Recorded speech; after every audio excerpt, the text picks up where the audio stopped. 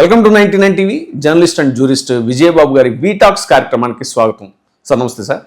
Sir ఇవాళ చర్చా కార్యక్రమంలో మనకి మెయిన్ ప్రపంచాన్ని వణికిస్తున్నటువంటి విషయం ఇరాన్ మీద అమెరికా ఇజ్రాయెల్ సంయుక్తంగా యుద్ధాన్ని ప్రకటించడం, ఆల్మోస్ట్ మూడో ప్రపంచ యుద్ధం వచ్చేసిందా అనేటువంటి స్థాయిలో ఇది జరుగుతుందండి. ఎప్పటికప్పుడు దీని తాలూకు ఇన్ఫర్మేషన్ అంతా కూడా వస్తూనే ఉంది. అయితే ముఖ్యంగా మీ ద్వారా ఇప్పుడు ఈ చర్చలో తెలుసుకోవాలనుకుంటుంది ఏంటి అని అంటే, చాలామంది యుద్ధ విశేషాలని ఎప్పటికప్పుడు చెప్తున్నారు. వాళ్ళు వీళ్ళ మీద క్షిపణులు వేశారు, ఇలా ఇది ధ్వంసమైంది, అది ధ్వంసమైంది అనేటువంటిది.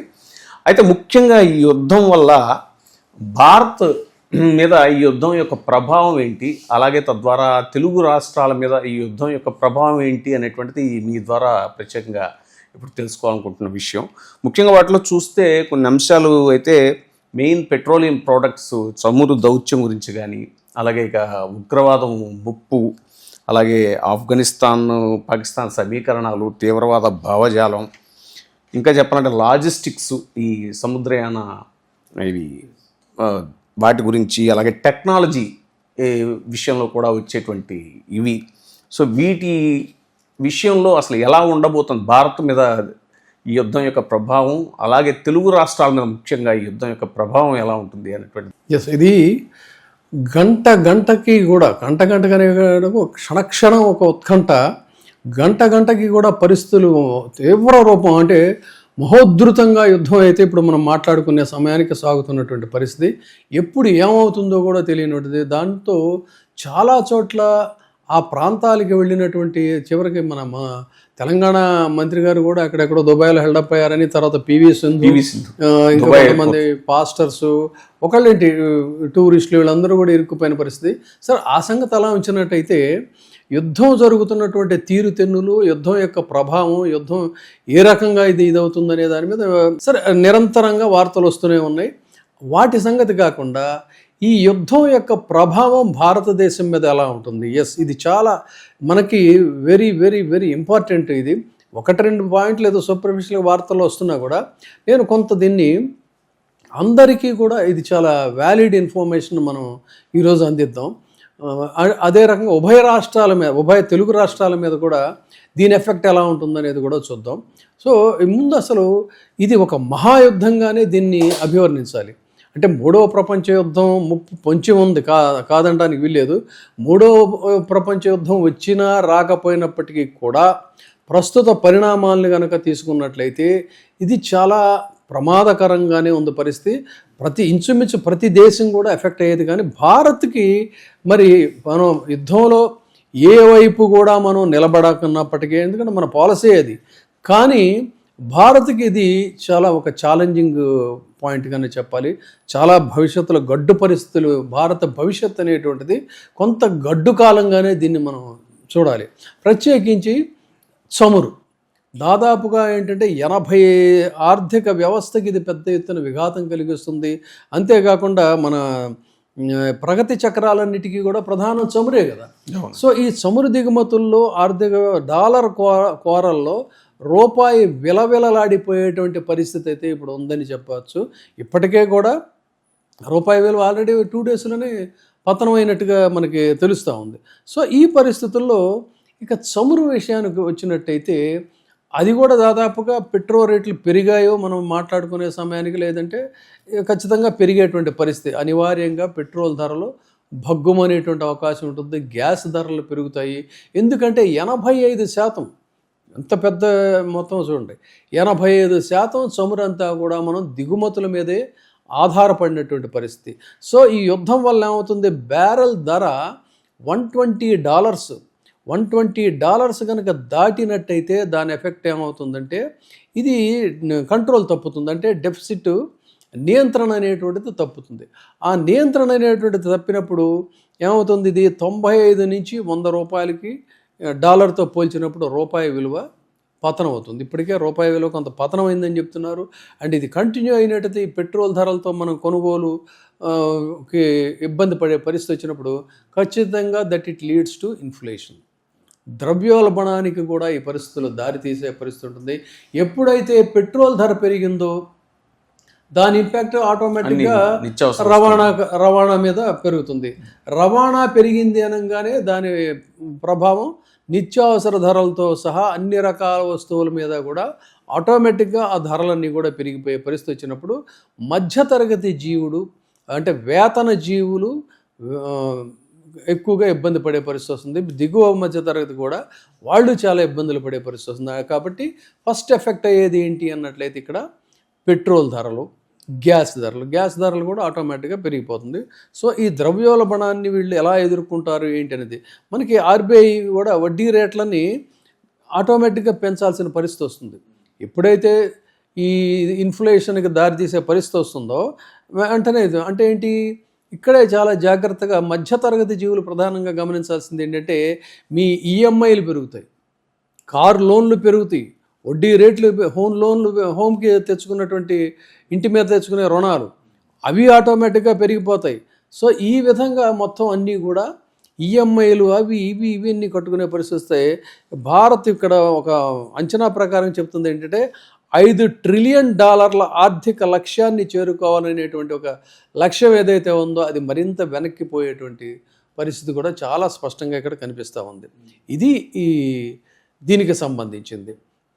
ఇంకా రెండో పాయింట్ ఇదేంటంటే ఉగ్రవాదం ముప్పుడు. ఇప్పుడు మనకు ప్రధాని ఒక కేంద్ర ప్రభుత్వం ఒక ప్రకటన చేసింది, రాష్ట్ర ప్రభుత్వాలన్నిటికీ కూడా ఒక ఇది ఇచ్చింది, ఇంటిమేషన్ ఏమని, మీ రాష్ట్రాల్లో చాలా జాగ్రత్తగా ఉండండి. ఈ ఇరాన్ యుద్ధం వల్ల ఏంటంటే అక్కడ ఏమైనా ఉగ్రవాద ముప్పు పొంచి ఉందా, అల్లర్లు జరిగేటువంటి అవకాశం ఉందా అనేటువంటి చెప్తున్నారు. Yes it is there. ఎందుకంటే ఆల్రెడీ అక్కడ ఖమేనీ హతమనంగానే అటు కాశ్మీర్లో గొడవలు మొదలయ్యాయి. కర్ణాటకలో ఒక ప్రాంతంలో దాన్ని ఏదో మినీ ఇరాన్ అని కూడా ఏదో పిలుస్తారనుకుంటాను, అక్కడ కూడా గొడవలు ప్రారంభం. హైదరాబాద్లో కూడా పాత బస్తీలో కొంతమంది. సో ఓవరాల్గా ఏంటంటే అన్ని రాష్ట్రాలు కూడా అలర్ట్ జారీ చేశాయి. ఇదైతే భవిష్యత్తులో ఇదేంటంటే ఇది దీనికి ఇంకా డీటెయిల్డ్గా మనం ముందు కొన్ని విషయాలు చెప్తాను. ఆ గడ్డు పరిస్థితులన్నీ ఏమవుతుందంటే ఎప్పుడైతే యువతలో ఈ మతం అనేటువంటి సెంటిమెంట్ మళ్ళీ ఇదవుతుందో ఆటోమేటిక్గా ఉగ్రవాద భూతాన్ని వాళ్ళు ఆవాహన చేయడానికి కూడా అవకాశం ఉంటుంది. సో మళ్ళీ అంటే స్లీపర్ సెల్స్ వగైరా ఇవన్నీ కూడా మళ్ళీ మొదలైపోతాయి. అందుకని చాలా అలర్ట్గా ఉండాలి. ముఖ్యంగా సిటిజన్స్ కూడా చాలా అలర్ట్గా ఉండాల్సినటువంటి పరిస్థితి ఉంది. అంటే ఇటు పక్కనేమో ఇన్ఫ్లేషన్ పరిస్థితి, చమురు రేట్లు పెరిగే పరిస్థితి, మరొక పక్క శాంతి భద్రతలకు సంబంధించి కూడా ఒక ఛాలెంజింగ్ ఐటెం కింద దీన్ని తీసుకోవాలి. ఇది ఇక్కడ ఈ రెండు ప్రధానమైనటువంటి అంశాలుగా చూడాలి. తర్వాత ఎగుమతి అయ్యే వస్తువుల యొక్క ఇది యుద్ధం వల్ల స్తంభించిపోతుంది అనేటువంటి కలకత్తా పోర్ట్ యొక్క దాని మీద ప్రభావం పడుతుంది అనేటువంటిది ఖచ్చితంగా. ఇక్కడ మనకేంటంటే అసలు ఇరాన్ ఎక్కువగా మన దేశం నుంచి కలకత్తా నుంచి చాలా వస్తువుల్ని దిగుమతి చేసుకుంటుంది. ముఖ్యంగా అక్కడ ఏంటంటే మనకు తెలుసు కదా, జనపనార, దానికి సంబంధించి టీ, ఇలాంటివన్నీ కూడా ఆ కలకత్తా పోర్టుకి సంబంధించి అక్కడి నుంచి వెళతాయి. ముఖ్యంగా వాళ్ళకి చాలా ఇష్టమైంది భారత్ నుంచి ఏంటి అంటే బాస్మతి రైస్. ఇప్పుడు బాస్మతి రైస్ అంటే పంజాబ్, హర్యానాలో ఎక్కువగా బాస్మతి పండిస్తారు. ఈ బాస్మతి రైస్కి ఏంటంటే ఇరాన్లో, గల్ఫ్ దేశాల్లో చాలా మంచి డిమాండ్. సో అక్కడ ఇప్పుడు ఈ బాస్మతి రైసు ఆల్రెడీ కొంత ఎగుమతిలో ఉన్నట్టున్నాయి, వాటిని అక్కడ దిగుమతి చేసుకునే పరిస్థితి కూడా లేదు. పూర్తిగా మొత్తం అన్నీ అక్కడ హెల్డప్ అయిపోయినాయి. అంటే ఈ బాస్మతి పండించేటువంటి రైతులకు కూడా కొంతకాలం పాటు కష్టాలు తప్పవు. వాళ్ళు తెచ్చుకున్నటువంటి రుణాలు ఇవన్నీ ఏమైపోతాయి ఏంటో కూడా తెలియని పరిస్థితి. తర్వాత పశ్చిమ బెంగాల్లో హాల్దియా పోర్టు నుంచే ఎక్కువగా ఈ ఆగ్నేయాసియాకి, ఐరోపాకి ఈ సరుకులు వెళ్తూ ఉంటాయి. సో ఆ రవాణా ఖర్చులు కూడా ఆటోమేటిక్గా పెరిగిపోతాయి. ఎప్పుడైతే రవాణా ఖర్చులు పెరిగాయో ఈ జూట్ మీద, టీ మీద, ఇంజనీరింగ్ పరికరాల మీద, వాటన్నిటి మీద మెయిన్గా అక్కడి నుంచి వెళ్ళే ఏవైతే ఉంటాయో అక్కడ మార్కెట్లో పోటీ అనేది వస్తుంది. ఆ మార్కెట్తో పోటీ పడలేనంత భారీ స్థాయిలో కూడా ఈ ధరలు పెరిగే అవకాశం ఉందనేటువంటిది ఒక అంచనాగా మనకి తెలుస్తున్నటువంటి మాట. తర్వాత లాజిస్టిక్స్, ఈ సముద్ర మార్గాల దిగ్బంధనం అనేటువంటి ఆ పాయింట్ మీద, ఎర్ర సముద్రం ముఖ్యంగా. ఇప్పుడు సముద్రయానం అనేటువంటిది అసలు ఇప్పట్లో ఇంకా దాని గురించి అసలు మనం మాట్లాడుకోవటం కూడా కష్టం అనమాట. మళ్ళీ యుద్ధ వాతావరణ పరిస్థితులన్నీ కూడా సద్దుమణిగి ఒక ప్రశాంత వాతావరణం నెలకొన్న తర్వాతే మళ్ళీ ఇదంతా కూడా స్మూత్ సైలింగ్ అనేది ఉంటుంది. ఆఫ్రికా ఖండం చుట్టూ తిరిగి వెళ్ళాలంటే కదా సార్. స్మూత్ సైలింగ్ ఉంటుంది. సముద్ర తీరాన ఉండేటువంటి నౌకాయానమే కాదు, అటు ఆకాశయానంలో విమానాలు కానీ, ఇటు సముద్రంలో నౌకలు కానీ, ఇవన్నీ కూడా ఇప్పుడు ఏమవుతుందంటే ఇవన్నీ కూడా మూసేయడం వల్ల మొత్తం చుట్టూ తిరిగి వెళ్ళాలి. చుట్టూ తిరిగి వెళ్ళాలంటే మళ్ళీ అక్కడికి వచ్చేసరికి ఫ్యూయల్ భారం పడుతుంది. హోర్ముజ్ జలసంధి ఏదో ఎస్ అది బ్లాక్ చేసే అవకాశం ఉంటుంది. సో దానివల్ల ఏమవుతుందంటే వీళ్ళు మొత్తం చుట్టూ తిరిగి వెళ్ళాలి అన్నప్పుడు ఏంటంటే దాని ఎఫెక్ట్ డెఫినెట్గా మళ్ళీ అదొక పెనుభారం అవుతుంది. అది వస్తువుల మీద వాటి మీద కూడా లాభం గోబల్లోకి వచ్చిందంటారే. 6,000 కిలోమీటర్లు పెరుగుతుందంట. 6,000 కిలోమీటర్లు పెరిగినప్పుడు కిలోమీటర్కి అయ్యే ఫ్యూయల్ ఎంత, దాని ఓవరాల్ ఇది ఎంత, వీళ్ళకి వచ్చే లాభాలు ఏంటి అది చూసుకుంటే ఈ లాభం గోబల్లోకి వచ్చిందంటారు కదా. 10 నుంచి 20 కోట్లు అదనంగా స్పెండ్ చేసినప్పుడు వీళ్ళకి మిగిలేదే ఉంటుంది. సో ఇది ఇక్కడ సమస్య అన్నమాట. తర్వాత టెక్నాలజీ పరంగా కూడా ఎలాంటి సమస్యలు ఎదురవుతాయి అనేటువంటిది. ఇప్పుడు అసలు ఇక్కడి నుంచి కలకత్తా నుంచి వీళ్ళు ఎగుమతి చేసేటువంటి ఆ సెమీ కండక్టర్స్ అవన్నీ కూడా వాళ్ళు ఇక్కడ దిగుమతి చేసుకుంటారు, కొన్ని ఇక్కడి నుంచి వాళ్ళు తయారు చేసుకునే పరిస్థితి ఉంటుంది. సో ఆ దిగుమతులు చేసేది లేనప్పుడు ఇంక వీళ్ళు తయారు చేసేది ఏముంటుంది. సో అది కూడా ఒక ఎఫెక్ట్. కాబట్టి ముఖ్యంగా బెంగాల్లో హాల్దియా పోర్టు నుంచి ఆగ్నేయ ఆసియాకి, ఐరోపాకి వెళ్ళే సరుకులు, ఈ రవాణా ఖర్చులు ఇవన్నీ కూడా తడిచి మోపడేటువంటి పరిస్థితి. కాబట్టి ఇది డెఫినెట్గా ఎఫెక్ట్ అవుతుంది అనేది చెప్పచ్చు. ఇంకొక ప్రధానమైనటువంటి అంశం ఇక్కడ మనం చూద్దాం. మనం వాటి సంగతి అలా ఉంచినట్టయితే మన రాష్ట్రాలు, తెలుగు రాష్ట్రాలకు సంబంధించినటువంటి ఇదేంటంటే ఖచ్చితంగా అసలు ఎక్కడో ఇరాన్లో యుద్ధం జరగటం ఏంటి, ఆ యుద్ధంలో మనమేమి ఎటువైపు కూడా మొగ్గు చూపటం లేదు, అటు ఇటు లేదు. మరి తెలుగు రాష్ట్రాలకి ఎఫెక్ట్ ఏంటంటే ఖచ్చితంగా చాలా పెద్ద దెబ్బ పడేటువంటి పరిస్థితి ఉంది. ఇది కూడా మనం తెలుసుకోవాల్సిన అవసరం ఉంది. ఏ విధంగా అని చెప్పన్నట్టయితే మనకి తెలుసు హైదరాబాద్ నగరం అంటే ఈ రోజున ప్రపంచంలోనే ఫార్మా రంగంలో చాలా పేరెన్నికగా ఉన్నటువంటి ఇదనమాట తెలంగాణ, హైదరాబాద్ నుంచి. అలాంటి ఫార్మా రంగం మీద వాళ్ళ పెద్ద దెబ్బ పడుతుంది. అంటే తర్వాత ఆక్వా, అటు ఆంధ్రాకి వెళ్ళినట్టయితే ఆక్వా మీద రొయ్యల సాగుకి సంబంధించినటువంటిది. ఎందుకంటే ఎగుమతికి సంబంధించినటువంటి కంటైనర్ల కొరత అక్కడ ఉంటుంది. అటు ఎగుమతికి సంబంధించిన రొయ్యలది ఆల్రెడీ ఒకవైపు ఏమో ట్రంప్ పన్నుల మోత మోగించి ఈ రొయ్యలు సాగు చేసేటువంటి రైతుల మీద పెద్ద పెనుభారం, పెద్ద దెబ్బ కొట్టాడు. ఆ దెబ్బ నుంచి కోలుకోకముందే ఇప్పుడు ఈ కంటైనర్ల కొరత అనేది ఏర్పడింది. యూరియా ఆ పాయింట్కి మళ్ళీ వస్తున్నాను. ముందు ఈ రొయ్యలకు సంబంధించి కంటైనర్ల కొరత ఎప్పుడైతే ఉందో, రొయ్యల సంగతి తెలిసిందే కదా, ఒక పర్టికులర్ టైంలో కనుక వాటిని తీసుకెళ్ళకపోయినట్లయితే ఆ తర్వాత ఎందుకు పనికిరావు అంతా ఇది. కాబట్టి ఇప్పుడు కంటైనర్ల కొరత వల్ల ఏంటంటే తీవ్రమైనటువంటి ఇబ్బందుల పరిస్థితి వచ్చింది. సో ఇటు తెలంగాణకి సంబంధించి హైదరాబాద్కి ఏమో ఫార్మా రంగం ఎఫెక్టు, ఆంధ్రాకి సంబంధించి ఏమో ఆక్వాకి సంబంధించిన ఎఫెక్టు. ఇక గుజరాత్కి వద్దాం. గుజరాత్ ఏంటంటే చాలా ఇంట్రెస్టింగ్. ఇది డైమండ్స్ టెక్స్టైల్ వ్యాపారం. మన గుజరాత్ అంటే టెక్స్టైల్ వ్యాపారం అని తెలిసిందే. బట్ ఇన్ అడిషన్ మనకి ఇంటర్నేషనల్గా మాట్లాడుకోవాల్సి వచ్చినప్పుడు డైమండ్స్ వ్యాపారం కూడా, డైమండ్స్ అండ్ టెక్స్టైల్ వ్యాపారం కుప్పకూలిపోయేటువంటి పరిస్థితి వస్తుంది ఈ యుద్ధంలో. ఆ తర్వాత ఏంటంటే వాళ్ళు ఏంటంటే చాలా లగ్జరీగా దాన్ని చాలా ఖర్చు పెట్టి కొనుక్కుంటారు. ఏది కాస్ట్యూమ్స్, దుస్తులు ఇలాంటివన్నీ. ఇప్పుడు యుద్ధం ఉన్నప్పుడు అలాంటి పరిస్థితులు ఎక్కడ కొనుగోలు చేస్తారు? సో ఆ రకమైన ఇబ్బంది. ఇక డైమండ్స్ విషయానికి వచ్చినట్టయితే నేను స్వయంగా యూరప్లో యాంట్వెప్ అని ఒక ప్లేస్ ఉంటుంది, నేను వెళ్ళా స్వయంగా. ఆ యాంట్వెప్ అనేటువంటిది ఒక డైమండ్స్ సెంటర్ అనమాట. అది ఆశ్చర్యం ఏంటంటే ప్రపంచంలోనే అది అతిపెద్ద డైమండ్ సెంటరు. అక్కడ అత్యధికులు ఎవరయ్యా డైమండ్ వ్యాపారస్తులు అంటే మన ఇండియన్స్లో అత్యధికులు అంటే ఇంచుమించు 90% అంతా అనుకుంటే కూడా ఆశ్చర్యం లేదు. వాళ్ళందరూ ఎవరంటే బిలాంగ్స్ టు గుజరాత్. సో అది ఇవాళ మళ్ళీ ఎప్పుడు కోలుకుంటుందో తెలియదు, కానీ అది ఒక పెద్ద ఎఫెక్ట్ అయ్యేటువంటి పరిస్థితి. తర్వాత ఈ ఆంధ్రాకి వస్తే ఈ అమలాపురం చుట్టుపక్కల చాలా గ్రామాల నుంచి అక్కడికి వలస వెళ్ళి ఆ గ్రామీణ ఆర్థిక వ్యవస్థ అంతా కూడా బలోపేతం చేసి ఇక్కడ ఏంటంటే సరే ఇక ఈ టెక్నాలజీ సెమీ కండక్టర్లు ఇవన్నీ కూడా ఏంటంటే ప్రపంచంలో ఇజ్రాయెల్ ప్రపంచంలోనే అత్యుత్తమ టెక్నాలజీ హబ్గా ఉన్నటువంటి ఇది. తర్వాత భారత్ తన రక్షణ వ్యవస్థ మిసైల్ సిస్టమ్స్ కోసం కూడా ఈ చిప్ డిజైనింగ్ ఇదంతా కూడా ఇజ్రాయెల్ మీద ఆధారపడింది. సో అది ఈ యుద్ధంలో ఇప్పుడు ఇజ్రాయెల్ ఇరుక్కున్నప్పుడు ఏమవుతుంది, ఆ కంపెనీ యుద్ధ అవసరాల కోసం వాళ్ళ కోసం అటేపు కనుక మళ్లించినట్టయితే భారత్కి ఎఫెక్టు.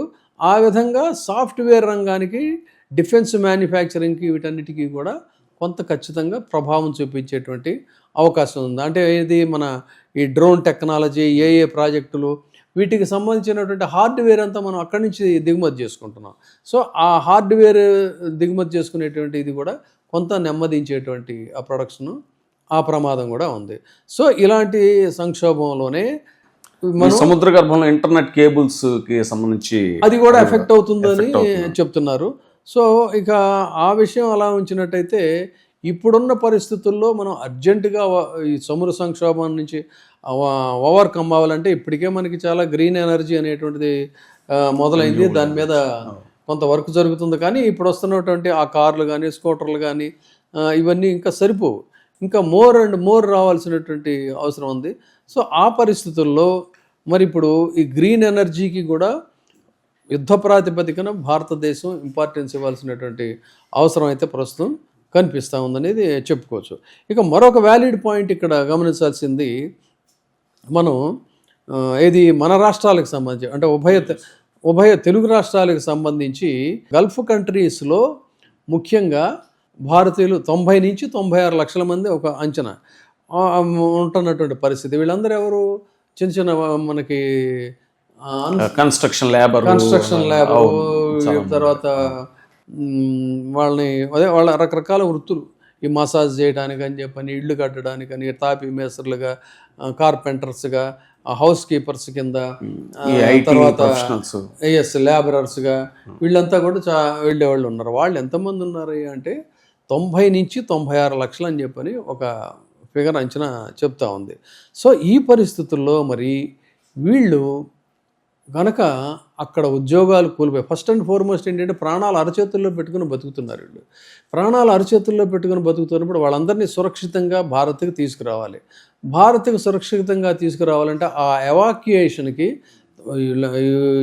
లెటస్ అజ్యూమ్ 90 లక్షల మందిని ఫ్లైట్స్ ద్వారా ఇప్పుడున్న పరిస్థితుల్లో ఎవాక్యుయేషన్ పేరుతో ఇక్కడికి తీసుకురావాలి అన్నట్లయితే భారతదేశానికి ఖర్చు ఎంత అసలు ఊహించగలమా మనం? సో అదొక ఛాలెంజ్. అది అలా ఉంటే వీళ్ళు ఇక్కడ వచ్చిన తర్వాత వాళ్ళకేంటి పునరావాసంగా వాళ్ళు ఎలా జీవించాలి, అది ఇక్కడ పాయింట్. సో ఏ విధంగా వాళ్ళు జీవించాలి? వాళ్ళకి వృత్తి ఇప్పుడు అక్కడ ఏదో ఉన్నారు, జీవిస్తున్నారు, బాగానే ఉంది. కానీ మరి ఇక్కడికి వచ్చిన తర్వాత వాళ్ళు ఎలా, వాళ్ళ జీవన విధానం ఏంటి, జీవనాధారం ఏంటి, ఏ విధంగా బతుకుతారు అనేటువంటిది ఒక పాయింట్. సో ఈ పరిస్థితుల్లో అటు యుఏఈ నుంచి, సౌదీ నుంచి, ఖతార్ నుంచి ఇక్కడ వీళ్ళందరినీ ఇక్కడికే తరలించాలి. వాళ్ళ వల్ల భారతదేశానికి వచ్చే ఆదాయం కూడా చాలా పెద్ద ఎత్తున కాదు, వీళ్ళ వల్ల ఆర్థికంగా అసలు ఆశ్చర్యకరమైన ఫిగర్స్. మనం ఎంతసేపు అమెరికా నుంచి ఐటీలు, డాలర్స్, గెలర్స్ ఇదే చెప్పుకుంటాం. కానీ వీళ్ళ వల్ల భారతదేశానికి ఏటా వచ్చేది 8 లక్షల కోట్ల రూపాయలు. అంటే కెన్ యూ బిలీవ్?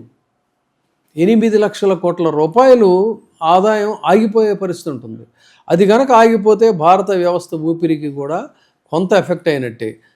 అంతేకాకుండా ముఖ్యంగా గ్రామీణ వ్యవస్థ ఇక్కడ చాలా ఇంట్రెస్టింగ్గా చెప్పుకోవాల్సింది ఏంటంటే, గ్రామీణ వ్యవస్థ అనేటువంటిది కుదేలిపోయే అవకాశం ఉంటుంది. ఇది వీళ్ళు ఎవరైతే ఉన్నారో అమలాపురం ఈ ప్రాంతాల నుంచి వెళ్ళిన వాళ్ళు కానీ, ముఖ్యంగా తెలంగాణ, అటు విజయనగరం, శ్రీకాకుళం, సో వీళ్ళంతా కూడా ఆయా ప్రాంతాల నుంచి అక్కడికి వలస వెళ్ళినటువంటి వాళ్ళు తీసుకొచ్చేటువంటి డబ్బు మనకిక్కడ అదే ఇక్కడ విలేజెస్ని స్ట్రెంగ్తన్ చేస్తూ ఉంది. ఇప్పుడు ఆ ముఖ్యమంత్రి గారు వచ్చారు, ఈ ముఖ్యమంత్రి గారు వచ్చారా, గ్రామాలు చాలా బ్రహ్మాండంగా ఎదుగుతున్నాయి కాదు. ఇప్పుడు పరిస్థితి మారిపోయింది. వాళ్ళు అక్కడెక్కడో పాపం వెళ్ళి ఫ్యామిలీస్ని ఇక్కడ ఉంచి పిల్లల్ని ఏదో మంచి చదువులు చదివించుకోవాలని చెప్పని ప్రయత్నం చేసి అలా చేస్తున్న డబ్బు అదంతా ఇప్పుడు ఏమవుతుంది? అదంతా పూర్తిగా వాళ్ళే రోడ్డున పడిపోతే మరి ఇక బతికే పరిస్థితి ఏంటి? సో అంటే ఏమవుతుంది ఇక్కడ? గ్రామీణ వ్యవస్థ గల్ఫ్ నుంచి పంపేటువంటి డబ్బులతోనే ఇక్కడ గ్రామీణ వ్యవస్థ బలోపేతం అవుతుంది. ఆ గ్రామాల్లో ఇళ్ళు కట్టుకోవడం అనేటువంటిది, పిల్లల చదువులు అనేటువంటివి కూడా అక్కడే సాగుతున్నాయి. ప్రత్యేకించి ఉత్తర తెలంగాణ, తర్వాత కోస్తా, డెఫినెట్గా అక్కడ ఆర్థిక మాంద్యం అనేటువంటిది వస్తుంది. వాళ్ళ విద్యార్థుల భవిష్యత్తు కూడా అదే రకంగా ఉంటుంది. అంటే సుమారు ఏటా 1.5 లక్షల మంది విద్యార్థులు అమెరికా, యూరప్ వెళుతూ ఉంటారు. సో ఇప్పుడు ఏమవుతుంది? వీళ్ళని పంపించాలంటే విమాన టిక్కెట్ల భారం పెనుభారం అయిపోతుంది. అంటే యుద్ధం వల్ల విమాన టిక్కెట్ ధర ఒక్కొక్కటి ఒక అంచనా ప్రకారంగా 1.5 లక్షల నుంచి, అంటే 1.5 నుంచి 2 లక్షల రూపాయల వరకు కూడా పెరిగేటువంటి పరిస్థితి ఉంటుంది. అంటే దాదాపు మోర్ దాన్ హాఫ్ చెప్పాలంటే. తర్వాత వీసా ప్రాసెస్లో కూడా ఇప్పుడు యుద్ధం వల్ల ఎవడొస్తున్నాడో ఏంటో అనేది అసలే ఇప్పటికే యూఎస్ లాంటి చోట న్యూసెన్స్గా ఉంది. అది ఇంకా మరింత న్యూసెన్స్గా తయారయ్యేటువంటి పరిస్థితి కూడా ఉంటుంది. సో ఇది ఇలా ఉంటే హైదరాబాద్కి ప్రధానంగా చెప్పుకునేది రియల్ ఎస్టేట్. ఇప్పుడు రియల్ ఎస్టేట్ రంగం మీద కూడా ఈ యుద్ధం ఎఫెక్ట్ పడుతుంది. ఎందుకంటే ఇక్కడే చూడాలి, ఐటీ ఇన్వెస్ట్మెంట్స్ మీద ఐటీకి ఆదాయం వస్తే వాళ్ళ ద్వారా రియల్ ఎస్టేట్ బాగుంటుంది. సో ఇప్పుడు ఇక్కడ ఐటీ ఇన్వెస్ట్మెంట్లు దెబ్బతింటున్నాయి. తెలంగాణకి అది $5 బిలియన్ అంటున్నారండి వార్షిక ఆదాయం. ఎస్, తెలంగాణకి అది ఆటోమేటిక్గా ఎఫెక్ట్ అవుతుంది. అంటే అక్కడ ఐటీ రంగం దెబ్బతింటుంది, ఫార్మా రంగం దెబ్బతింటా ఉంది, గ్రామీణ వ్యవస్థ కూడా దెబ్బతింటుంది. ఇది ఇక్కడ గమనించాల్సింది. ఇక గుంటూరు విషయానికి వద్దాం. గుంటూరు మిర్చి యార్డ్ మార్కెట్ ఆసియాలోనే అతి పెద్దది. ఈ మిర్చి ఆసక్తికరంగా ఏంటంటే ఇరాను, అరబ్ దేశాలకు భారీగా ఎగుమతి అయ్యేది ఎక్కడి నుంచి అంటే గుంటూరు నుంచి. ఇరాన్కి ప్రత్యేకంగా వాళ్ళు చాలా ఇష్టపడతారు మన గుంటూరు మిర్చి. సో అంటే ఏమవుతుందంటే ఇది అక్కడ ఈ మిర్చి రైతులు కూడా దెబ్బతినేటువంటి పరిస్థితులు, వాళ్ళ పేమెంట్స్ ముఖ్యంగా ఇప్పుడు ఇరాన్ కనుక ఆంక్షలు ఏమైనా విధించినాయి అంటే ఈ మిర్చికి డబ్బులు ఎక్కడి నుంచి వస్తాయి, ఎలా వస్తాయి, ఏంటి అనేటువంటిది ఆ రూపాయి రియాల్ ఒప్పందం ఏదో ఉంది కదా, ఆ ఫ్లక్చుయేషన్స్ కనుక తేడా వచ్చినట్టయితే అదొక ఇబ్బందికరమైనటువంటి పరిస్థితి వస్తుంది. సో ఆ విధంగా స్టీలు, సిమెంటు, బంగారం కూడా ఇవన్నీ, బంగారం ఆకాశంలోకి వెళ్ళిపోతుంది. బంగారు వెండి ధరలు ఇప్పటికే పెరుగుతున్నాయి, ఇంకా పెరిగిపోయే పరిస్థితి ఉంటుంది.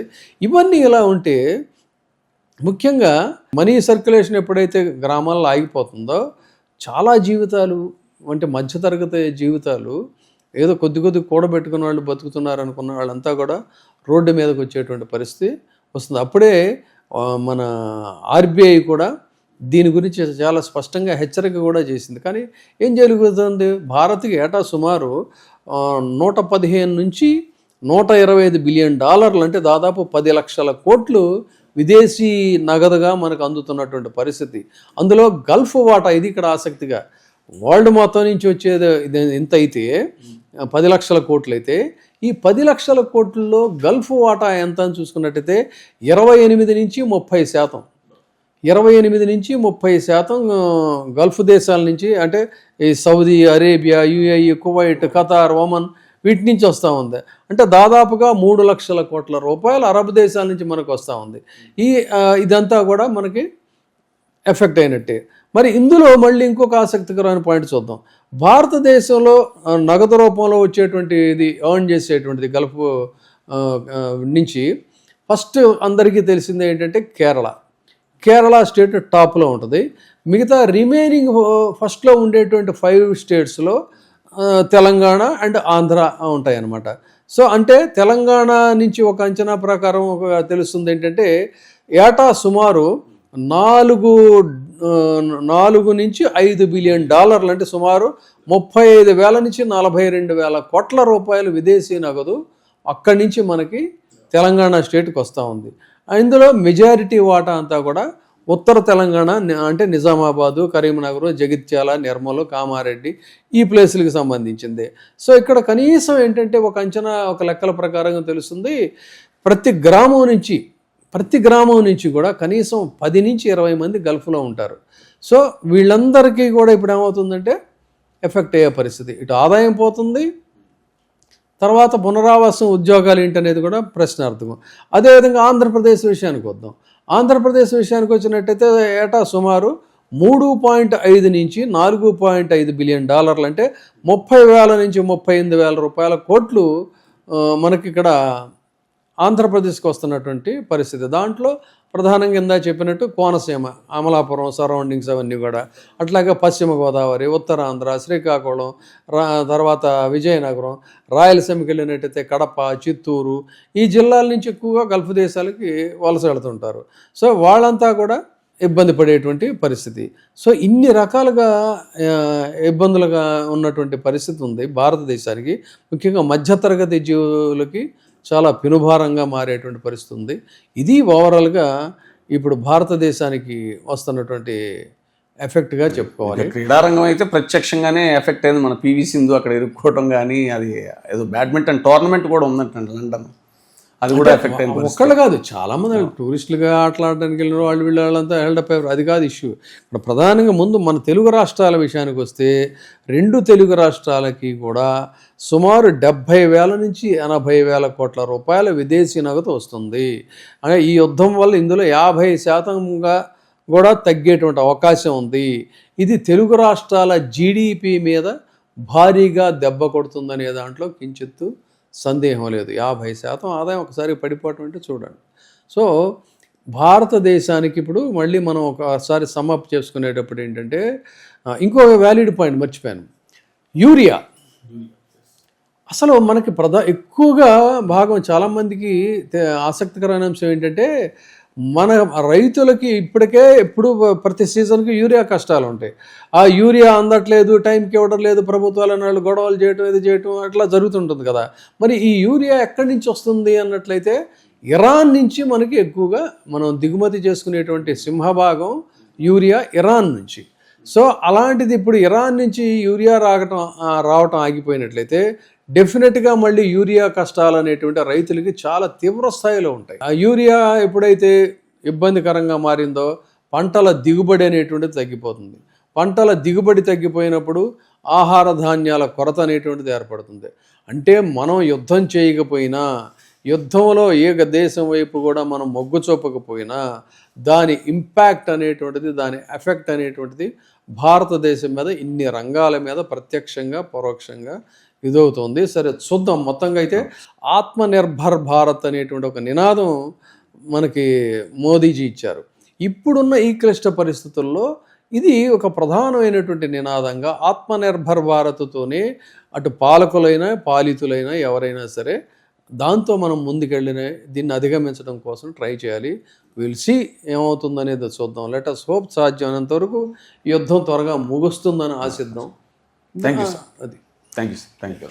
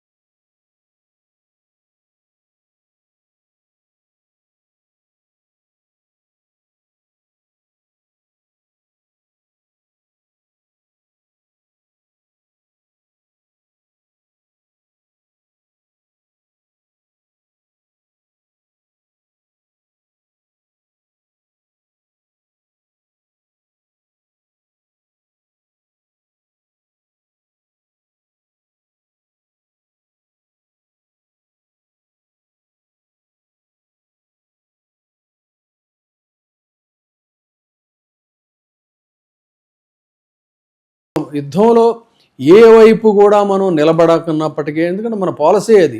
కానీ భారత్కి ఇది చాలా ఒక ఛాలెంజింగ్ పాయింట్గానే చెప్పాలి. చాలా భవిష్యత్తులో గడ్డు పరిస్థితులు, భారత భవిష్యత్ అనేటువంటిది కొంత గడ్డు కాలంగానే దీన్ని మనం చూడాలి.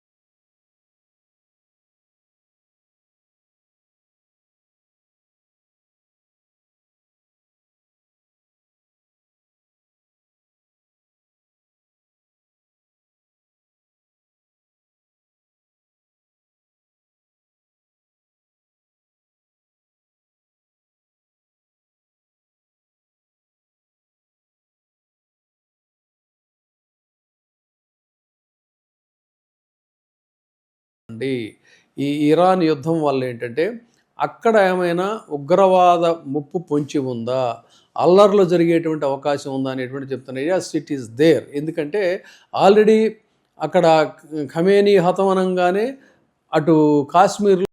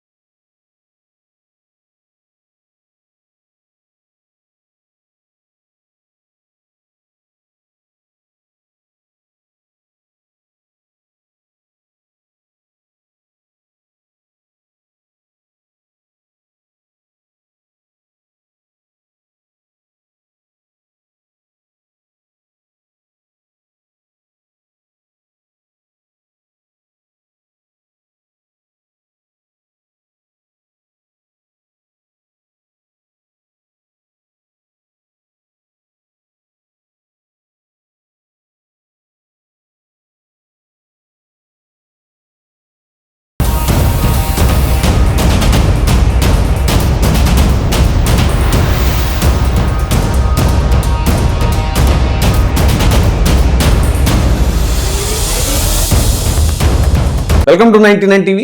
జర్నలిస్ట్ అండ్ జ్యూరిస్ట్ విజయబాబు గారి వీటాక్స్ కార్యక్రమానికి స్వాగతం. సార్ నమస్తే సార్.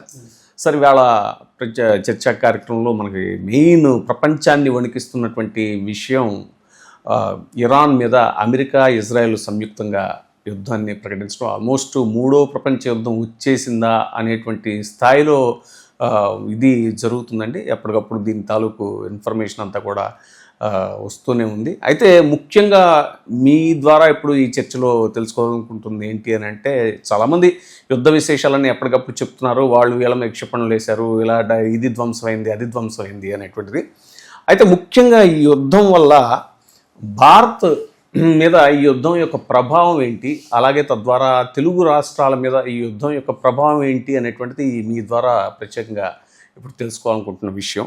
ముఖ్యంగా వాటిలో చూస్తే కొన్ని అంశాలు అయితే మెయిన్ పెట్రోలియం ప్రోడక్ట్స్ చమురు దౌత్యం గురించి కానీ, అలాగే ఇక ఉగ్రవాదం ముప్పు, అలాగే ఆఫ్ఘనిస్తాన్ పాకిస్తాన్ సమీకరణాలు, తీవ్రవాద భావజాలం, ఇంకా చెప్పాలంటే లాజిస్టిక్స్, ఈ సముద్రయాన ఇవి వాటి గురించి, అలాగే టెక్నాలజీ విషయంలో కూడా వచ్చేటువంటి ఇవి.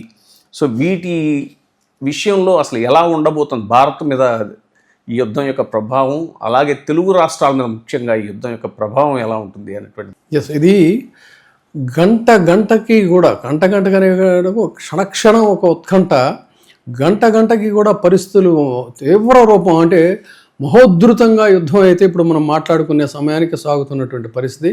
ఎప్పుడు ఏమవుతుందో కూడా తెలియనటువంటిది. దాంతో చాలా చోట్ల ఆ ప్రాంతాలకి వెళ్ళినటువంటి చివరికి మన తెలంగాణ మంత్రి గారు కూడా అక్కడెక్కడో దుబాయ్లో హెల్డప్ అయ్యారని, తర్వాత పివి సింధు, ఇంకా కొంతమంది పాస్టర్స్, ఒకళ్ళేంటి టూరిస్టులు, వీళ్ళందరూ కూడా ఇరుక్కుపోయిన పరిస్థితి.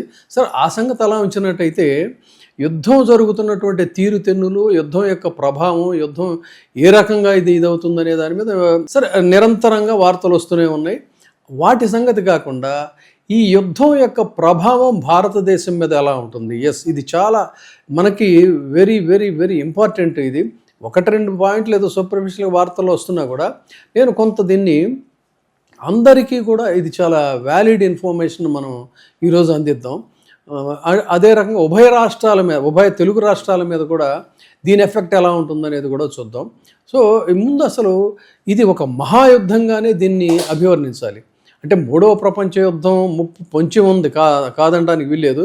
మూడవ ప్రపంచ యుద్ధం వచ్చినా రాకపోయినప్పటికీ కూడా ప్రస్తుత పరిణామాలను కనుక తీసుకున్నట్లయితే ఇది చాలా ప్రమాదకరంగానే ఉంది పరిస్థితి. ఇంచుమించు ప్రతి దేశం కూడా ఎఫెక్ట్ అయ్యేది. కానీ భారత్కి మరి మనం యుద్ధంలో ఏ వైపు కూడా మనం నిలబడకున్నప్పటికీ, ఎందుకంటే మన పాలసీ అది, కానీ భారత్కి ఇది చాలా ఒక ఛాలెంజింగ్ పాయింట్గానే చెప్పాలి. చాలా భవిష్యత్తులో గడ్డు పరిస్థితులు, భారత భవిష్యత్తు అనేటువంటిది కొంత గడ్డు కాలంగానే దీన్ని మనం చూడాలి. ప్రత్యేకించి చమురు దాదాపుగా ఏంటంటే 80 ఆర్థిక వ్యవస్థకి ఇది పెద్ద ఎత్తున విఘాతం కలిగిస్తుంది. అంతేకాకుండా మన ప్రగతి చక్రాలన్నిటికీ కూడా ప్రధానం చమురే కదా. సో ఈ చమురు దిగుమతుల్లో ఆర్థిక డాలర్ కోరల్లో రూపాయి విలవిలలాడిపోయేటువంటి పరిస్థితి అయితే ఇప్పుడు ఉందని చెప్పవచ్చు. ఇప్పటికే కూడా రూపాయి విలువ ఆల్రెడీ 2 డేస్లోనే పతనమైనట్టుగా మనకి తెలుస్తూ ఉంది. సో ఈ పరిస్థితుల్లో ఇక చమురు విషయానికి వచ్చినట్టయితే అది కూడా దాదాపుగా పెట్రోల్ రేట్లు పెరిగాయో మనం మాట్లాడుకునే సమయానికి, లేదంటే ఖచ్చితంగా పెరిగేటువంటి పరిస్థితి. అనివార్యంగా పెట్రోల్ ధరలు భగ్గుమనేటువంటి అవకాశం ఉంటుంది. గ్యాస్ ధరలు పెరుగుతాయి. ఎందుకంటే 85%, ఎంత పెద్ద మొత్తం చూడండి, 85% చమురంతా కూడా మనం దిగుమతుల మీదే ఆధారపడినటువంటి పరిస్థితి.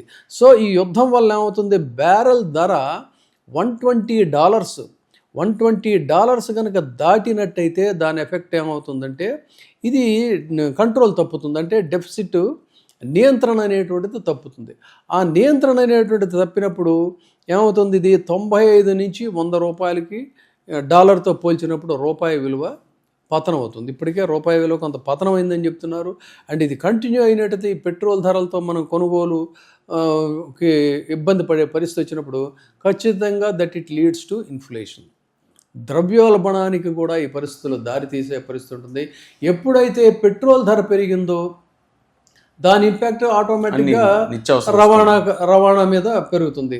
రవాణా పెరిగింది అనగానే దాని ప్రభావం నిత్యావసర ధరలతో సహా అన్ని రకాల వస్తువుల మీద కూడా ఆటోమేటిక్గా ఆ ధరలన్నీ కూడా పెరిగిపోయే పరిస్థితి వచ్చినప్పుడు మధ్యతరగతి జీవుడు అంటే వేతన జీవులు ఎక్కువగా ఇబ్బంది పడే పరిస్థితి వస్తుంది. దిగువ మధ్యతరగతి కూడా వాళ్ళు చాలా ఇబ్బందులు పడే పరిస్థితి వస్తుంది. కాబట్టి ఫస్ట్ ఎఫెక్ట్ అయ్యేది ఏంటి అన్నట్లయితే ఇక్కడ పెట్రోల్ ధరలు, గ్యాస్ ధరలు కూడా ఆటోమేటిక్గా పెరిగిపోతుంది. సో ఈ ద్రవ్యోల్బణాన్ని వీళ్ళు ఎలా ఎదుర్కొంటారు ఏంటి అనేది మనకి ఆర్బీఐ కూడా వడ్డీ రేట్లని ఆటోమేటిక్గా పెంచాల్సిన పరిస్థితి వస్తుంది.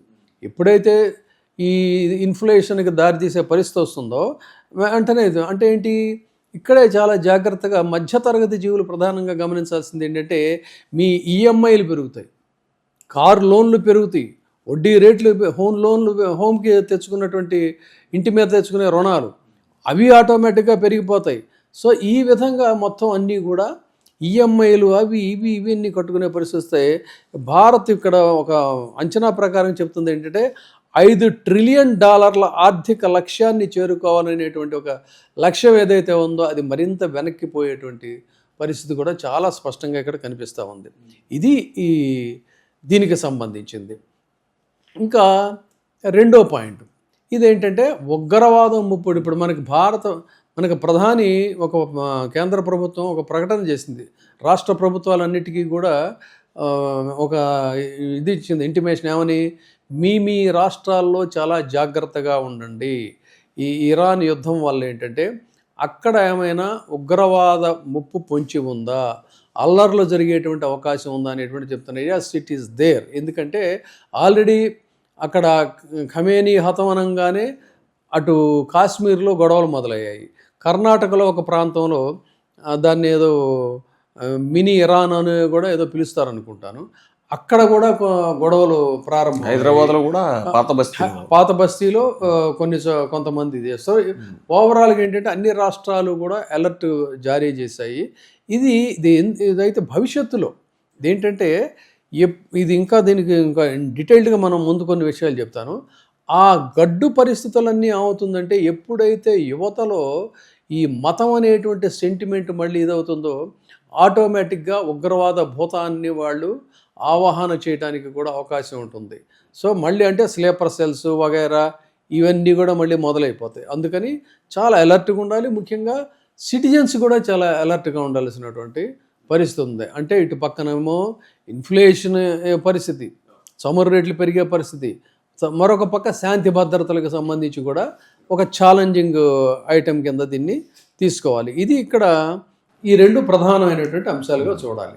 తర్వాత ఎగుమతి అయ్యే వస్తువుల యొక్క ఇది యుద్ధం వల్ల స్తంభించిపోతుంది అనేటువంటి కలకత్తా పోర్ట్ యొక్క దాని మీద ప్రభావం పడుతుంది అనేటువంటిది ఖచ్చితంగా. ఇక్కడ మనకేంటంటే అసలు ఇరాన్ ఎక్కువగా మన దేశం నుంచి కలకత్తా నుంచి చాలా వస్తువుల్ని దిగుమతి చేసుకుంటుంది.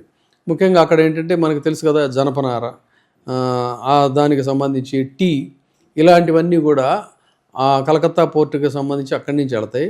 ముఖ్యంగా వాళ్ళకి చాలా ఇష్టమైంది భారత్ నుంచి ఏంటి అంటే బాస్మతి రైస్.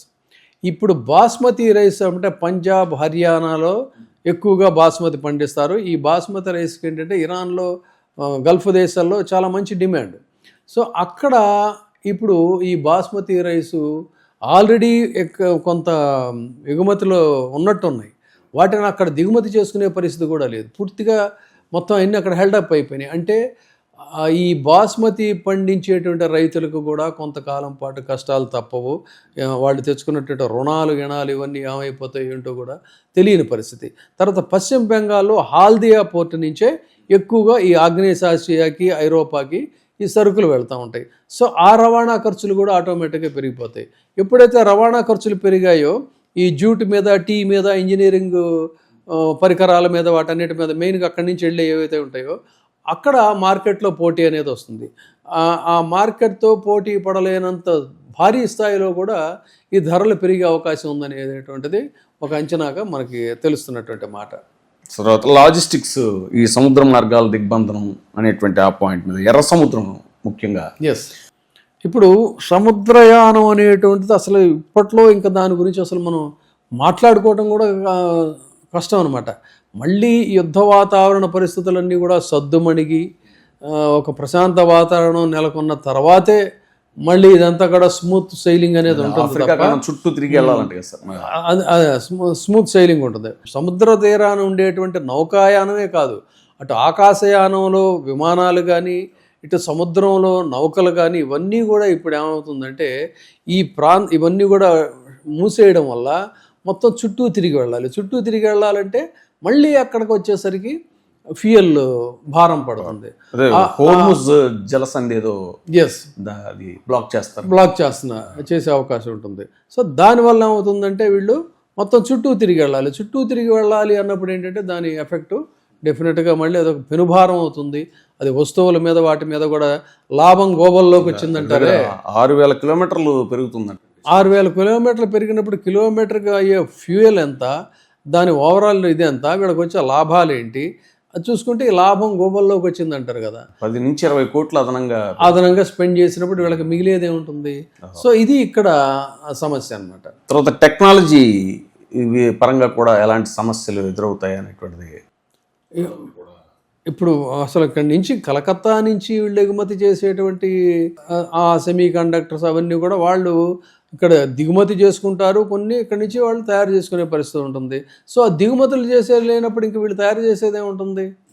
సో అది కూడా ఒక ఎఫెక్ట్. కాబట్టి ముఖ్యంగా బెంగాల్లో హాల్దియా పోర్టు నుంచి ఆగ్నేయ ఆసియాకి, ఐరోపాకి వెళ్ళే సరుకులు, ఈ రవాణా ఖర్చులు ఇవన్నీ కూడా తడిచి మోపడేటువంటి పరిస్థితి. కాబట్టి ఇది డెఫినెట్గా ఎఫెక్ట్ అవుతుంది అనేది చెప్పచ్చు. ఇంకొక ప్రధానమైనటువంటి అంశం ఇక్కడ మనం చూద్దాం.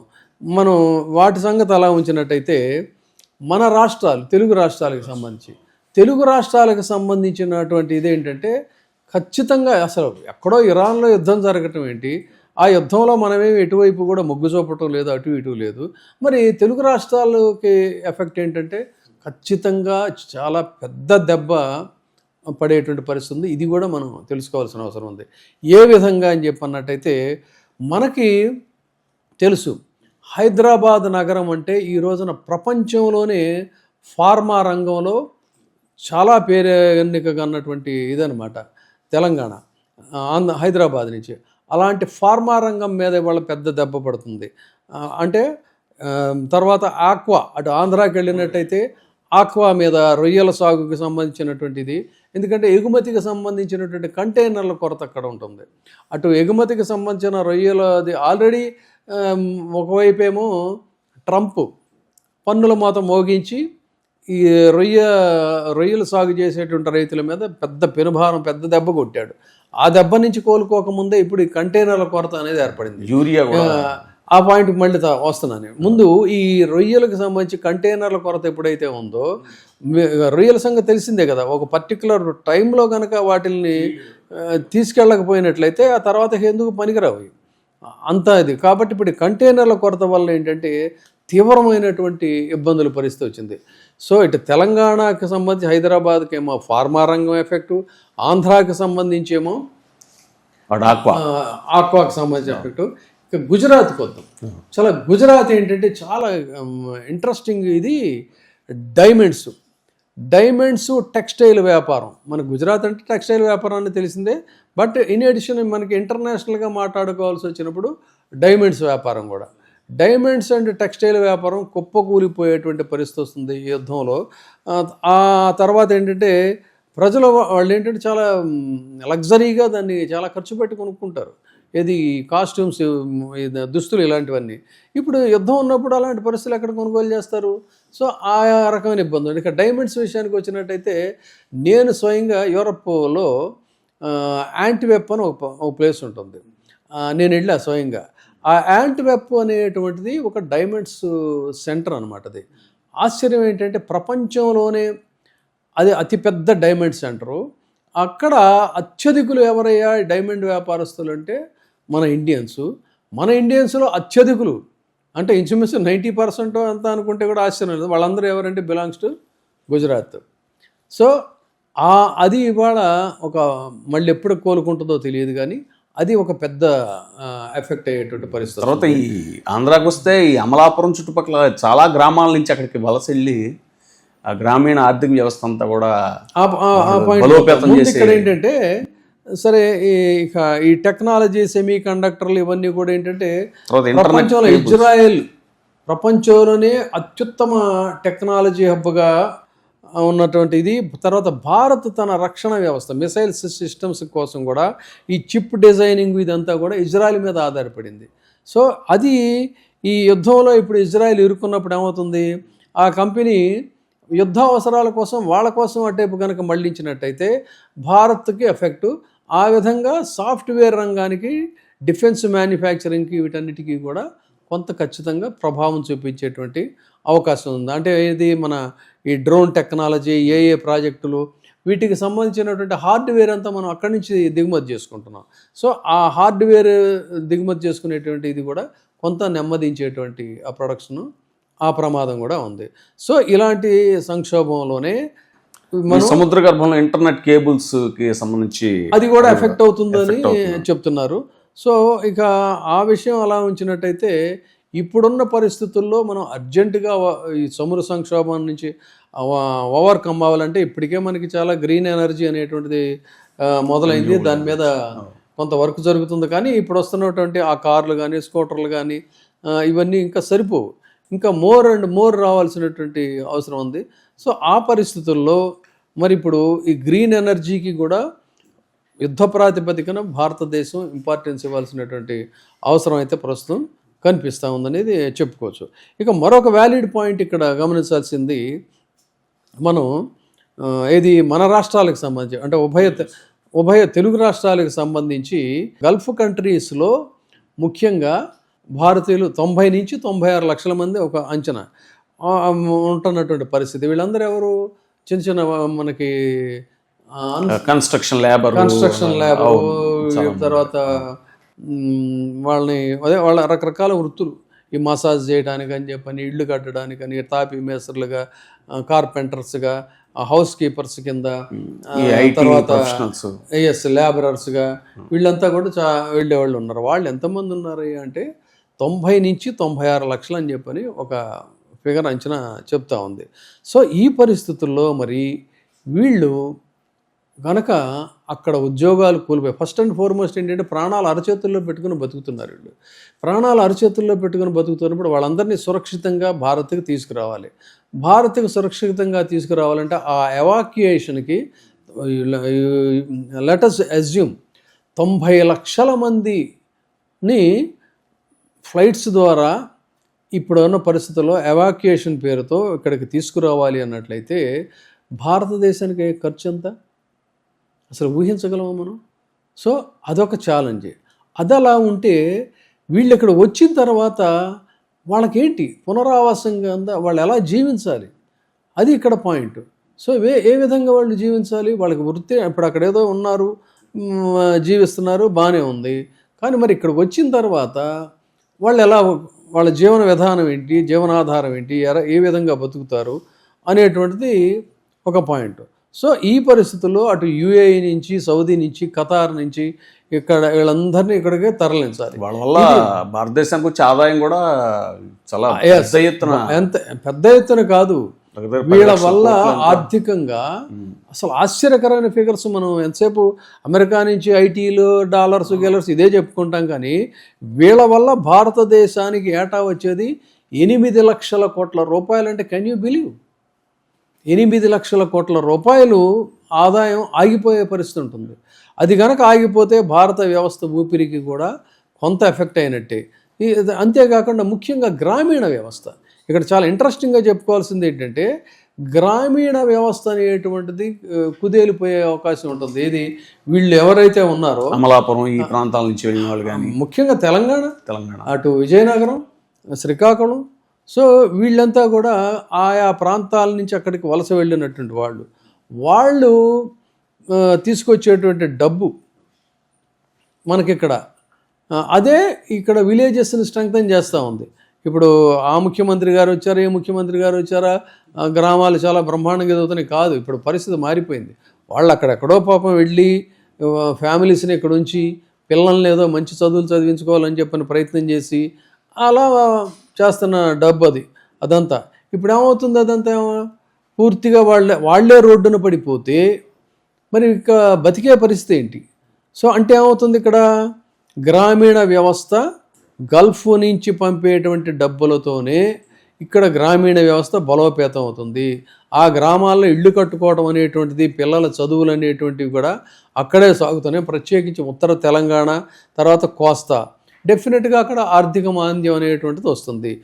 వాళ్ళ విద్యార్థుల భవిష్యత్తు కూడా అదే రకంగా ఉంటుంది. అంటే సుమారు ఏటా 1.5 లక్షల మంది విద్యార్థులు అమెరికా, యూరప్ వెళుతూ ఉంటారు. సో ఇప్పుడు ఏమవుతుంది, వీళ్ళని పంపించాలంటే విమాన టిక్కెట్ల భారం పెనుభారం అయిపోతుంది. అంటే యుద్ధం వల్ల విమాన టిక్కెట్ ధర ఒక్కొక్కటి ఒక అంచనా ప్రకారంగా 1.5 లక్షల నుంచి, అంటే 1.5 నుంచి 2 లక్షల రూపాయల వరకు కూడా పెరిగేటువంటి పరిస్థితి ఉంటుంది. అంటే దాదాపు మోర్ దాన్ హాఫ్ చెప్పాలంటే. తర్వాత వీసా ప్రాసెస్లో కూడా ఇప్పుడు యుద్ధం వల్ల ఎవడొస్తున్నాడో ఏంటో అనేది అసలే ఇప్పటికే యూఎస్ లాంటి చోట న్యూసెన్స్గా ఉంది. అది ఇంకా మరింత న్యూసెన్స్గా తయారయ్యేటువంటి పరిస్థితి కూడా ఉంటుంది.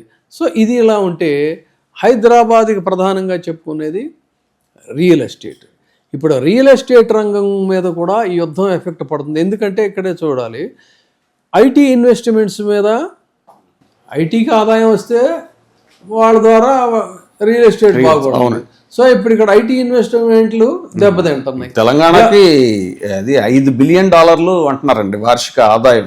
ఎస్, తెలంగాణకి అది ఆటోమేటిక్గా ఎఫెక్ట్ అవుతుంది. అంటే అక్కడ ఐటీ రంగం దెబ్బతింటుంది, ఫార్మా రంగం దెబ్బతింటా ఉంది, గ్రామీణ వ్యవస్థ కూడా దెబ్బతింటుంది. ఇది ఇక్కడ గమనించాల్సింది. ఇక గుంటూరు విషయానికి వద్దాం. గుంటూరు మిర్చి యార్డ్ మార్కెట్ ఆసియాలోనే అతి పెద్దది. ఈ మిర్చి ఆసక్తికరంగా ఏంటంటే ఇరాను, అరబ్ దేశాలకు భారీగా ఎగుమతి అయ్యేది ఎక్కడి నుంచి అంటే గుంటూరు నుంచి. ఇరాన్కి ప్రత్యేకంగా వాళ్ళు చాలా ఇష్టపడతారు మన గుంటూరు మిర్చి. సో అంటే ఏమవుతుందంటే ఇది అక్కడ ఈ మిర్చి రైతులు కూడా దెబ్బతినేటువంటి పరిస్థితులు, వాళ్ళ పేమెంట్స్ ముఖ్యంగా ఇప్పుడు ఇరాన్ కనుక ఆంక్షలు ఏమైనా విధించినాయి అంటే ఈ మిర్చికి డబ్బులు ఎక్కడి నుంచి వస్తాయి, ఎలా వస్తాయి, ఏంటి అనేటువంటిది ఆ రూపాయి రియాల్ ఒప్పందం ఏదో ఉంది కదా, ఆ ఫ్లక్చుయేషన్స్ కనుక తేడా వచ్చినట్టయితే అదొక ఇబ్బందికరమైనటువంటి పరిస్థితి వస్తుంది. సో ఆ విధంగా స్టీలు, సిమెంటు, బంగారం కూడా ఇవన్నీ, బంగారం ఆకాశంలోకి వెళ్ళిపోతుంది. బంగారు వెండి ధరలు ఇప్పటికే పెరుగుతున్నాయి, ఇంకా పెరిగిపోయే పరిస్థితి ఉంటుంది. ఇవన్నీ ఇలా ఉంటే ముఖ్యంగా మనీ సర్క్యులేషన్ ఎప్పుడైతే గ్రామాల్లో ఆగిపోతుందో చాలా జీవితాలు, అంటే మధ్యతరగతి జీవితాలు, ఏదో కొద్ది కూడబెట్టుకున్న వాళ్ళు బతుకుతున్నారు అనుకున్న వాళ్ళంతా కూడా రోడ్డు మీదకి వచ్చేటువంటి పరిస్థితి వస్తుంది. అప్పుడే మన ఆర్బీఐ కూడా దీని గురించి చాలా స్పష్టంగా హెచ్చరిక కూడా చేసింది. కానీ ఏం జరుగుతుంది, భారత్కి ఏటా సుమారు 115 నుంచి 125 బిలియన్ డాలర్లు, అంటే దాదాపు 10 లక్షల కోట్లు విదేశీ నగదుగా మనకు అందుతున్నటువంటి పరిస్థితి. అందులో గల్ఫ్ వాటా, ఇది ఇక్కడ ఆసక్తిగా, వరల్డ్ మొత్తం నుంచి వచ్చేది ఎంత అయితే 10 లక్షల కోట్లు అయితే, ఈ 10 లక్షల కోట్లలో గల్ఫ్ వాటా ఎంత అని చూసుకున్నట్టయితే 28 నుంచి 30%, 28 నుంచి 30% గల్ఫ్ దేశాల నుంచి, అంటే ఈ Saudi Arabia, UAE, Kuwait, Qatar, Oman, వీటి నుంచి వస్తూ ఉంది. అంటే దాదాపుగా 3 లక్షల కోట్ల రూపాయలు అరబ్ దేశాల నుంచి మనకు వస్తూ ఉంది. ఇదంతా కూడా మనకి ఎఫెక్ట్ అయినట్టే. మరి ఇందులో మళ్ళీ ఇంకొక ఆసక్తికరమైన పాయింట్ చూద్దాం.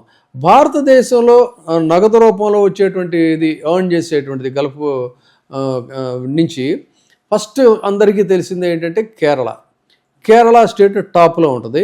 మిగతా రిమైనింగ్ ఫస్ట్లో ఉండేటువంటి 5 స్టేట్స్లో తెలంగాణ అండ్ ఆంధ్ర ఉంటాయన్నమాట.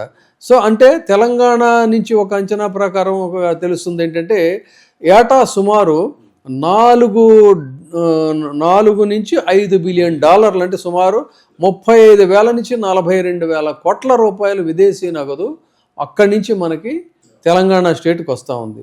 ఇందులో మెజారిటీ వాటా అంతా కూడా ఉత్తర తెలంగాణ, అంటే నిజామాబాదు, కరీంనగర్, జగిత్యాల, నిర్మల్, కామారెడ్డి, ఈ ప్లేసులకు సంబంధించింది. సో ఇక్కడ కనీసం ఏంటంటే ఒక అంచనా, ఒక లెక్కల ప్రకారంగా తెలుస్తుంది, ప్రతి గ్రామం నుంచి కూడా కనీసం 10 నుంచి 20 మంది గల్ఫ్లో ఉంటారు.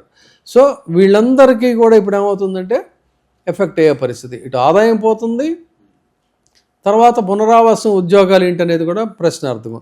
అదేవిధంగా ఆంధ్రప్రదేశ్ విషయానికి వద్దాం. ఆంధ్రప్రదేశ్ విషయానికి వచ్చినట్టయితే ఏటా సుమారు 3.5 నుంచి 4.5 బిలియన్ డాలర్లు అంటే 30,000 నుంచి 38,000 రూపాయల కోట్లు మనకి ఇక్కడ ఆంధ్రప్రదేశ్కి వస్తున్నటువంటి పరిస్థితి. దాంట్లో ప్రధానంగా ఇందా చెప్పినట్టు కోనసీమ, అమలాపురం సరౌండింగ్స్ అవన్నీ కూడా, అట్లాగే పశ్చిమ గోదావరి, ఉత్తరాంధ్ర, శ్రీకాకుళం, తర్వాత విజయనగరం, రాయలసీమకి వెళ్ళినట్టయితే కడప, చిత్తూరు, ఈ జిల్లాల నుంచి ఎక్కువగా గల్ఫ్ దేశాలకి వలస వెళ్తుంటారు. సో వాళ్ళంతా కూడా ఇబ్బంది పడేటువంటి పరిస్థితి. సో ఇన్ని రకాలుగా ఇబ్బందులుగా ఉన్నటువంటి పరిస్థితి ఉంది భారతదేశానికి. ముఖ్యంగా మధ్యతరగతి జీవులకి చాలా పెనుభారంగా మారేటువంటి పరిస్థితి ఉంది. ఇది ఓవరాల్గా ఇప్పుడు భారతదేశానికి వస్తున్నటువంటి ఎఫెక్ట్గా చెప్పుకోవాలి. క్రీడారంగం అయితే ప్రత్యక్షంగానే ఎఫెక్ట్ అయింది. మన పివి సింధు అక్కడ ఇరుక్కోవడం కానీ, అది ఏదో బ్యాడ్మింటన్ టోర్నమెంట్ కూడా ఉందంటండి లండన్, అది కూడా ఎఫెక్ట్ అయింది. ఒక్కళ్ళు కాదు, చాలామంది టూరిస్టులుగా ఆటలాడడానికి వెళ్ళిన వాళ్ళంతా హెల్డప్ అయ్యారు. అది కాదు ఇష్యూ. ఇప్పుడు ప్రధానంగా ముందు మన తెలుగు రాష్ట్రాల విషయానికి వస్తే 2 తెలుగు రాష్ట్రాలకి కూడా సుమారు 70,000 నుంచి 80,000 కోట్ల రూపాయల విదేశీ నగదు వస్తుంది. ఈ యుద్ధం వల్ల ఇందులో 50% కూడా తగ్గేటువంటి అవకాశం ఉంది. ఇది తెలుగు రాష్ట్రాల జీడిపి మీద భారీగా దెబ్బ కొడుతుందనే దాంట్లో కించిత్తు సందేహం లేదు. 50% ఆదాయం ఒకసారి పడిపోవటం అంటే చూడండి. సో భారతదేశానికి ఇప్పుడు మళ్ళీ మనం ఒకసారి సమ్అప్ చేసుకునేటప్పుడు ఏంటంటే ఇంకో వ్యాలిడ్ పాయింట్ మర్చిపోయాను. యూరియా అసలు మనకి ఎక్కువగా భాగం చాలామందికి ఆసక్తికరమైన అంశం ఏంటంటే మన రైతులకి ఇప్పటికే ప్రతి సీజన్కి యూరియా కష్టాలు ఉంటాయి. ఆ యూరియా అందట్లేదు, టైంకి ఇవ్వడం లేదు, ప్రభుత్వాలు వాళ్ళు గొడవలు చేయటం, ఇది చేయటం అట్లా జరుగుతుంటుంది కదా. మరి ఈ యూరియా ఎక్కడి నుంచి వస్తుంది అన్నట్లయితే ఇరాన్ నుంచి మనకి ఎక్కువగా మనం దిగుమతి చేసుకునేటువంటి సింహభాగం యూరియా ఇరాన్ నుంచి. సో అలాంటిది ఇప్పుడు ఇరాన్ నుంచి యూరియా రావటం ఆగిపోయినట్లయితే డెఫినెట్గా మళ్ళీ యూరియా కష్టాలు అనేటువంటి రైతులకి చాలా తీవ్ర స్థాయిలో ఉంటాయి. ఆ యూరియా ఎప్పుడైతే ఇబ్బందికరంగా మారిందో పంటల దిగుబడి అనేటువంటిది తగ్గిపోతుంది. పంటల దిగుబడి తగ్గిపోయినప్పుడు ఆహార ధాన్యాల కొరత అనేటువంటిది ఏర్పడుతుంది. అంటే మనం యుద్ధం చేయకపోయినా, యుద్ధంలో ఏ దేశం వైపు కూడా మనం మొగ్గు చూపకపోయినా దాని ఇంపాక్ట్ అనేటువంటిది, దాని ఎఫెక్ట్ అనేటువంటిది భారతదేశం మీద ఇన్ని రంగాల మీద ప్రత్యక్షంగా పరోక్షంగా ఇదవుతుంది. సరే చూద్దాం. మొత్తంగా అయితే ఆత్మనిర్భర్ భారత్ అనేటువంటి ఒక నినాదం మనకి మోదీజీ ఇచ్చారు. ఇప్పుడున్న ఈ క్లిష్ట పరిస్థితుల్లో ఇది ఒక ప్రధానమైనటువంటి నినాదంగా ఆత్మనిర్భర్ భారత్తోనే అటు పాలకులైనా పాలితులైనా ఎవరైనా సరే దాంతో మనం ముందుకెళ్ళిన దీన్ని అధిగమించడం కోసం ట్రై చేయాలి. విల్ సీ ఏమవుతుందనేది చూద్దాం. లెట్ అస్ హోప్ సాధ్యమైనంత వరకు యుద్ధం త్వరగా ముగుస్తుందని ఆశిద్దాం. Thank you sir. అది thank you sir. Thank you.